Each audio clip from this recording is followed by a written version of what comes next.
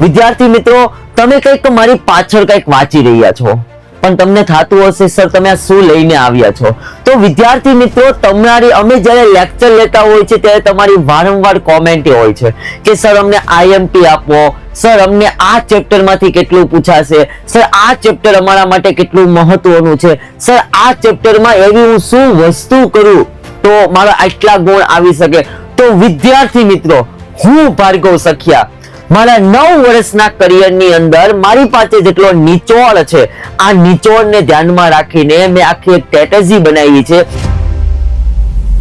Nitrogen, magnesium, sulphur, carbon, red docs, અમારા વાલીડાઓ કેમ છો? મજામાં?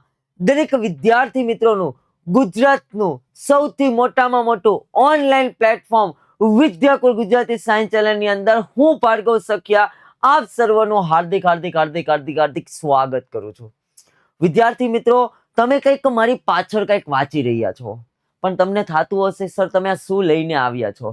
તો વિદ્યાર્થી મિત્રો, અમે જ્યારે લેક્ચર લેતા હોય છે ત્યારે તમારી વારંવાર કોમેન્ટ હોય છે કે સર અમને આઈએમપી આપો, સર અમને આ ચેપ્ટર માંથી કેટલું પૂછાશે, સર આ ચેપ્ટર અમારા માટે કેટલું મહત્વનું છે, સર આ ચેપ્ટરમાં એવી હું શું વસ્તુ કરું તો મારા આટલા ગુણ આવી શકે. તો વિદ્યાર્થી મિત્રો, હું ભાર્ગવ સખિયા મારા 9 વર્ષના કરિયરની અંદર મારી પાસે જેટલો નિચોડ છે, આ નિચોડને ધ્યાનમાં રાખીને મેં આખી એક સ્ટ્રેટેજી બનાવી છે, અને એ સ્ટ્રેટેજી એટલે તમારી સમક્ષ હું આજે લઈને આવ્યો છું કિલર સ્ટ્રેટેજી. આ કિલર સ્ટ્રેટેજી તમે અપનાવી લેશો એટલે વિદ્યાર્થી મિત્રો, તમે 100 માંથી 100 માર્ક્સ કઈ રીતે લાવી શકો ને એનું આખો બેઝિક પાયો એટલો કોન્સેપ્ટ તમારા મગજની અંદર ક્લિયર થઈ જશે. તો વિદ્યાર્થી મિત્રો, સ્ટાર્ટ કરીએ. આ કિલર સ્ટ્રેટેજી આપણા માટે કેટલી ઉપયોગી છે અને ઇમ્પોર્ટન્ટ છે. સૌ પ્રથમ આપણે સિલેબસ અને પેપર પેટર્નને સમજવી પડે. પહેલા તો આમાંથી ઘણા વિદ્યાર્થી મિત્રો એવા હોય છે, જ્યારે હું ભણતો ત્યારે મારે જેવું થતું કે ભાઈ ભણવા સમયે જ્યારે પરીક્ષા આવે ને ત્યારે ખ્યાલ આવે કે સાહેબ ચેપ્ટર કયા કયા છે. તો વિદ્યાર્થી મિત્રો, સૌ પ્રથમ આપણે ખબર હોવી જોઈએ કે જે આપણી આ પ્રથમ સામયિક પરીક્ષા આવી રહી છે, આ પ્રથમ સામયિક પરીક્ષામાં ગવર્મેન્ટના રૂલ્સ મુજબ કેટલા ચેપ્ટરો છે. તો જોવા જઈએ તો ચેપ્ટર નંબર 1 દ્રાવણો, ચેપ્ટર નંબર 2 વિદ્યુત રાસાયણિક વિજ્ઞાન, ચેપ્ટર નંબર 3 રાસાયણિક ગતિકી, ચેપ્ટર નંબર 4 નથી, મેં ક્રમ 4 આપ્યો છે. અહીંયા ચેપ્ટર નંબર આપણું 6 છે હેલો આલ્કેન અને હેલો એરિન સંયોજનો, ચેપ્ટર નંબર 7 આપણું છે આલ્કોહોલ, ફિનોલ અને ઇથર સંયોજનો, અને ચેપ્ટર નંબર 8 આપણું છે આલ્ડીહાઇડ, ક્રીટોન અને કાર્બોક્સિલિક એસિડ. વિદ્યાર્થી મિત્રો, ગવર્મેન્ટના રૂલ્સ પ્રમાણે આ ચેપ્ટર હોય છે. ઘણા વિદ્યાર્થી મિત્રોને એવો પ્રશ્ન હોય, સાહેબ અમારે પરીક્ષાની અંદર આ ચેપ્ટર છે, આ ચેપ્ટર નથી, સાહેબ આ ચેપ્ટર છે, આ ચેપ્ટર નથી. પણ દરેક વિદ્યાર્થી મિત્રોને જણાવવું કે અહીંયા મેં ગવર્મેન્ટના રૂલ્સને આધારે આ ચેપ્ટરો લીધેલા છે, પણ માહિતી આપીશ એ દરેક ચેપ્ટર માટે કોમન માહિતી હશે, જેથી કરીને તમને કોઈ અગવડતા રહેશે નહીં. બીજું વિદ્યાર્થી મિત્રો, પેપર પેટર્ન સમજવી પડે. હવે તમને થાય સાહેબ આમાંથી ચેપ્ટર નંબર 1 છે, ચેપ્ટર નંબર 2 છે, 3 છે, 6 છે, 7 છે, 8 સાહેબ કેટલા ગુણનું પૂછાય, સાહેબ કયું ચેપ્ટર અઘરું પડે, સાહેબ કયું ચેપ્ટર મારા માટે સહેલું પડે. તો વિદ્યાર્થી મિત્રો, આની સંપૂર્ણ પ્રમાણે પેપર પેટર્ન એટલે કે બ્લુ પ્રિન્ટ સમજવી હોય, કયું ચેપ્ટર કેટલા ગુણનું છે એ વિદ્યાર્થી મિત્રો નીચે આપેલી ડિસ્ક્રિપ્શનમાં તમે જશો, ત્યાં તમને લિંક આપેલી છે અને આખો વિડીયો તમારા માટે બનાવેલો છે. તો વિદ્યાર્થી મિત્રો, આજે જ એ લિંક ઉપર જઈને વિડીયો જોઈ લેજો, એટલે વિદ્યાર્થી મિત્રો તમને પેપર પેટર્ન જે છે અને કયું ચેપ્ટર કેટલા ગુણનું છે, પરીક્ષાની અંદર કેટલા માર્ક્સનું પૂછાય છે, તેનું પ્રોપર પ્રમાણે તમારા મગજની અંદર ફિટ થઈ જાય, અને તમે લખીને તમે જ્યાં વાંચન કરો છો તો તમારી પાસે જે સાહિત્ય છે, સાહિત્યની અંદર તમે તેને શું કરી શકો છો, એને અહીંયા રાખી શકો છો, જેથી કરીને તમને વાંચવામાં કોઈ તકલીફ પડે નહીં. બીજું વિદ્યાર્થી મિત્રો, એનસીઈઆરટી પાઠ્યપુસ્તક સૌથી અગત્યમાં અગત્યનું આપણી માટે જો હોય, બેસ્ટ સાહિત્ય હોય તો બેસ્ટમાં બેસ્ટ સાહિત્ય એટલે વિદ્યાર્થી મિત્રો આપણું છે એનસીઈઆરટી પાઠ્યપુસ્તક. આ એનસીઈઆરટી પાઠ્યપુસ્તક માટે વિદ્યાર્થી મિત્રો સૌ પ્રથમ તમારે શું કરવાનું કે દરેક લાઈન એટલે કે જે તમારો પાઠ છે, જે ચેપ્ટર છે, આ ચેપ્ટરનું લાઈન ટુ લાઈન એટલે કે દરેક લાઈનને એક વખત વાંચન કરવી. હવે વિદ્યાર્થી મિત્રો, આ શા માટે એક વખત વાંચન કરવી? કારણ કે હંમેશને માટે એક તીરે બે નિશાન જેવું કાર્ય કરવાનું છે. જ્યારે તમે લીટીએ લીટી વાંચન કરશો એટલે કે તમારા જેનિયામાં એમસીક્યુ આવતા હશે, એમસીક્યુ શોર્ટ આઉટ થશે. સેકન્ડ વસ્તુ, તમારો સવાલનો જવાબ પણ સાથે સાથે ક્લિયર થશે. તો એક સાથે આપણા એમસીક્યુ પણ ક્લિયર થાય અને આપણો થિયરી પોર્શન પણ આપણો ક્લિયર થાય. કારણ કે આપણે બધાને ખબર છે કે પરીક્ષાની અંદર 50 ગુણના એમસીક્યુ અને 50 ગુણની આપણી થિયરી પૂછાય છે. તો પાઠ્યપુસ્તક, એનસીઈઆરટી પાઠ્યપુસ્તકને સૌથી વધારે પ્રાધાન્ય આપવું. બીજું વિદ્યાર્થી મિત્રો, કે આ પાઠ્યપુસ્તકને પ્રાધાન્ય આપ્યા પછી વિદ્યાર્થી મિત્રો તમારે એના જે એક્ઝામ્પલ આવતા હોય દરેક ચેપ્ટરની અંદર જે ઉદાહરણ છે, ત્યારબાદ સ્વાધ્યાયના દાખલા છે, ત્યારબાદ જોવા જઈએ તો સ્વાધ્યાયની જે થિયરી આવતી હોય, હેડી સૌથી વધારે આ વસ્તુ કરવી. કારણ કે પરીક્ષાની અંદર ચોપડીની બહારનું એક પણ વસ્તુ પૂછાતી નથી. પણ દરેક વિદ્યાર્થી મિત્રો શું કરે છે કે અલગ અલગ સાહિત્યો લઈ આવે છે, દરેક સાહિત્યોને વાંચે છે ને પછી બધું ભેગું કરે, ખીચડી કરે. આ ખીચડી કરવાની નથી. ખાલી એનસીઈઆરટી પાઠ્યપુસ્તકને કવર અપ કરશો ને તમારું કાર્ય બધું કમ્પ્લીટ થઈ જશે. સાથે સાથે તમારી જે નોટ્સ હોય, તમે કોઈ નોટ્સ બનાવી હોય એ હું આગળ કહીશ એટલે તમને પ્રોપર ખ્યાલ આવશે. ઓકે, આગળ જોઈએ વિદ્યાર્થી મિત્રો, નિયમિત પ્રેક્ટિસ અને પુનરાવર્તન. સૌથી અગત્યનું આપણા માટે આ છે. આપણે નક્કી કર્યું છે કે ભાઈ મારે 100 માંથી 100 લાવવા છે. તમારે નિયમિત પ્રેક્ટિસ કરવી પડે. સાદી અને સિમ્પલ રીતે હું તમને કહું કે વિદ્યાર્થી મિત્રો, તમને ગાડી આવડતી હોય, તમે ગાડી રોજ ચલાવો છો એટલે તમારી પ્રેક્ટિસ રોજ છે એટલે તમે પ્રોપર અને પરફેક્ટ ગાડી ચલાવી શકો છો. પણ તમે 1 વર્ષ સુધી ગાડી ન ચલાવો અથવા 2 દિવસ માટે ગાડી ન ચલાવો અથવા 10 દિવસ માટે ગાડી ન ચલાવો અને પછી તમે અચાનક પાછી ગાડી ચલાવો એટલે તમારી પ્રેક્ટિસમાં ગાડીમાં કંઈક ને કંઈક અગવડતા સર્જાશે. એટલે વિદ્યાર્થી મિત્રો, તમારે કેમેસ્ટ્રીનું નિયમિત પ્રેક્ટિસ કરવી પડશે.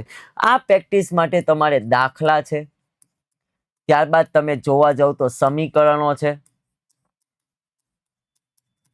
ત્યારબાદ વિદ્યાર્થી મિત્રો સૌથી અગત્યનું તમે જોવા જાવ તો સ્વ અધ્યાય છે.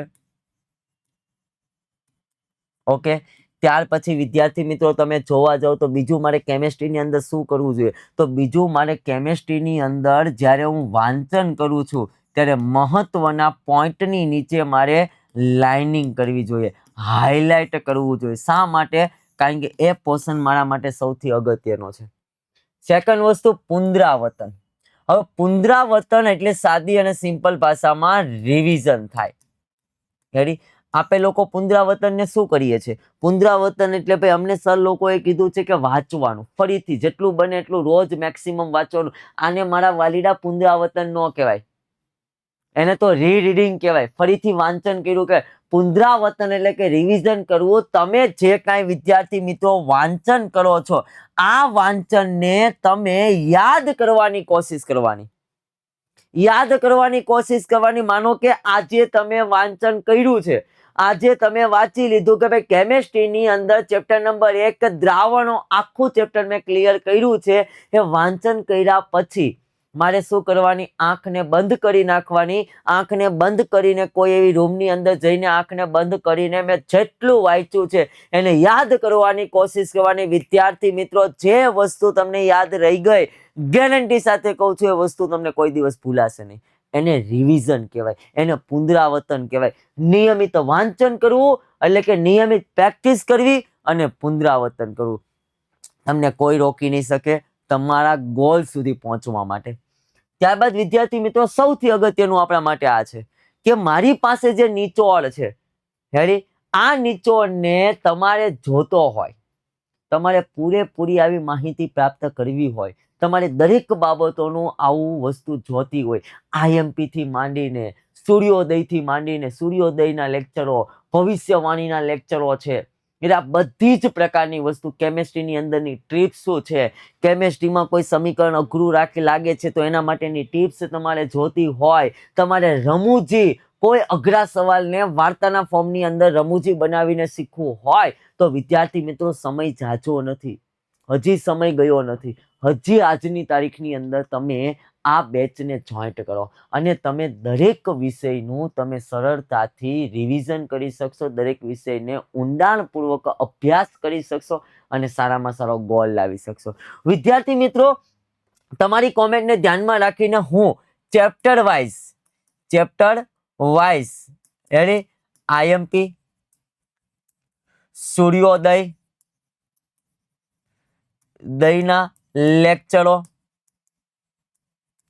ભવિષ્યવાણીના લેક્ચરો,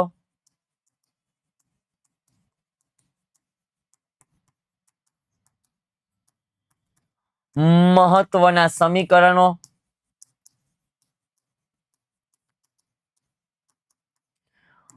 મહત્વની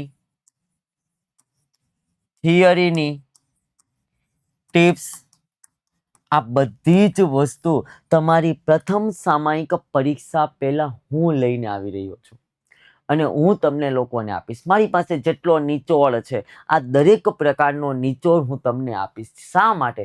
તમારું રિઝલ્ટ સૌથી આગળ આવે એટલા માટે અમે રાત દિન મહેનત કરવા તૈયાર છીએ. ત્યારબાદ વિદ્યાર્થી મિત્રો સૌથી અગત્યનું આ છે ટાઈમ મેનેજમેન્ટ.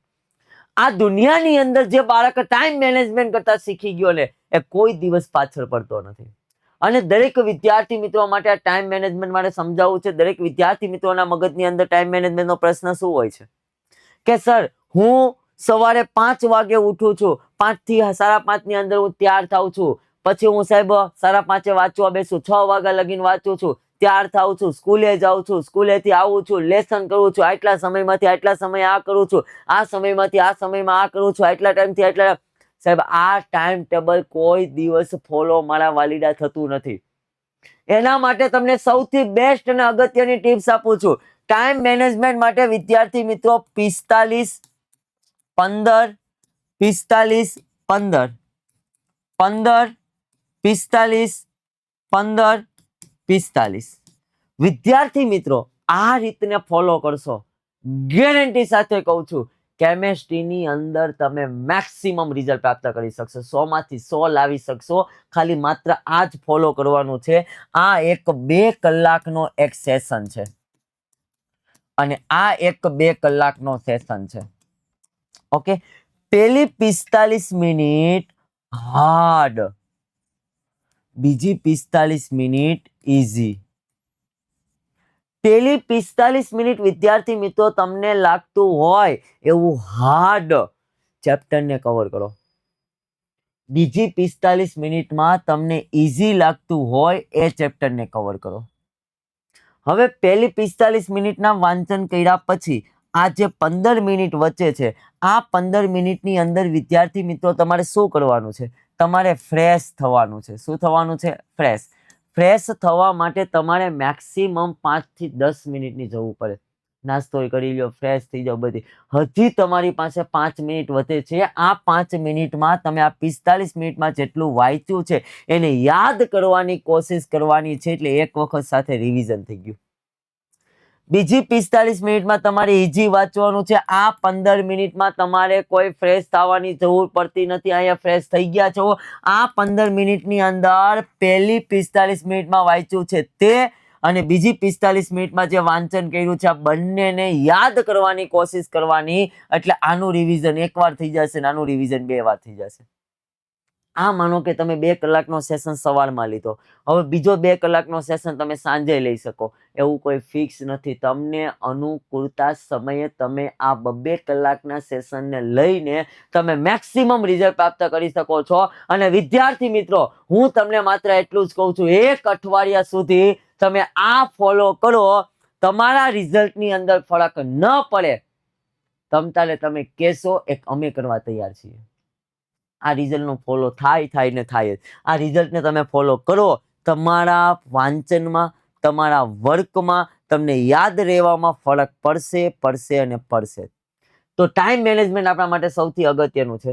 પરીક્ષાના દિવસે ધ્યાનમાં રાખો. પરીક્ષાના દિવસને ધ્યાનમાં રાખો. હવે પરીક્ષાના દિવસે ધ્યાન રાખવાની બાબત છે. હવે માનો કે ઘણા વિદ્યાર્થી મિત્રોને પરીક્ષા હોય ને ત્યારે શું કરે ખબર? માનો કે આગલા દિવસે કેમેસ્ટ્રીનું પેપર છે, એટલે આગળની જે નાઇટ હોય ને રાત્રે આખી રાત બાળક વાંચન કરે. આખી રાત નકરું કેમેસ્ટ્રીને વાગોળા જ કરે. વિદ્યાર્થી મિત્રો આખી રાત કેમેસ્ટ્રીને વાગોળો, બીજા દિવસે તમે કેમેસ્ટ્રીનું પેપર દેવા જાઓ એટલે તમારા માર્ક્સ ના આવે. શા માટે? પાણીનો ઘડો ફૂલ ભરાઈ ગયો છે, એની અંદર તમે પાણી નાખો ને બધું પાણી મારા વાલીડા નીચે જ આવે. બધું પાણી ક્યાં આવે? નીચે જ આવે. એક ઘડો ભરાઈ ગયો છે તો એ ઘડાને ખાલી કરવો પડે. એટલે વિદ્યાર્થી મિત્રો તમારે મેક્સિમમ આરામ જોઈએ, તમારી બોડી રિલેક્સ જોઈએ. શું જોઈએ? રિલેક્સ જોઈએ. તમારું માઇન્ડ ફ્રેશ જોઈએ.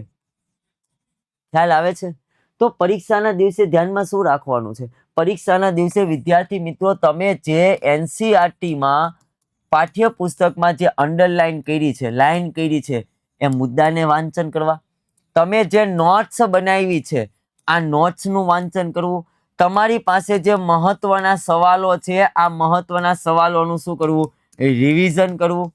ઓકે, જે દાખલા છે, દાખલા મહત્વના લાગે છે એને ગણતરી એક વખત કરવી. ખ્યાલ આવે છે? તો પરીક્ષાના દિવસે આ બાબતને ધ્યાનમાં રાખવાની.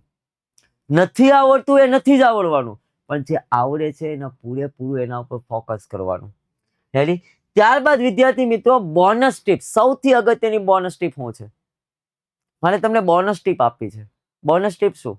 100 માંથી 100 લાવવા માટે, 100 માંથી 100 માર્ક્સને લાવવા માટે વિદ્યાર્થી મિત્રો સૌ પ્રથમ તમારે શું કરવાનું છે કે તમારી પાસે જે ઉદાહરણ જેટલા છે, શું છે? ઉદાહરણ. આ ઉદાહરણને કમ્પ્લીટ કરી નાખજો. બીજું, ચેપ્ટર નંબર 1 અને ચેપ્ટર નંબર 2 જે છે અમારી પાસે, ચેપ્ટર નંબર 1 આપણું જે દ્રાવણો છે, આ દ્રાવણોની અંદર મોલારિટી અને મોલાલિટી